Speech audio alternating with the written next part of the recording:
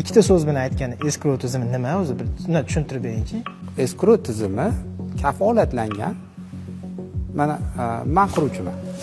Siz bank. Men xaridorman aytaylik. Siz xaridorsiz. Men uyimni qurib sotishim uchun men sizga boryapman, eskrov счет ochaylik. Siz talablarni qo'yasiz. Talablar qonunda belgilangan.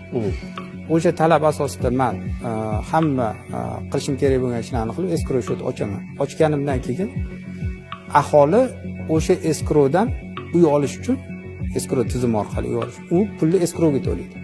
Eskrovga tushgan pulni men sizga asoslayman. Shu uyimga muncha sement ketadi, muncha armatura, muncha boshqa qurilish materiallar hammasini asoslayman. Siz o'shanga целевой qilib pul tushirasiz. Misol uchun uyim jami 10 milliard bo'ladi. Tushgan pul 20 milliard. Men uyni bitirmagunimcha 10 milliardni olaman. Siz menga 10 milliarddan boshqa ortiqcha bermaysiz. Men bitirib kadastr 100% go'sak qilganimdan keyin eskrov yopiladigan payt qolgan pulni foydangizni keyin olasiz. Qurilish davomida pul ola olasiz o'sha eskrovga tushgan pulni. Faqat o'sha binoga ketadigan masalliq uchun olasiz.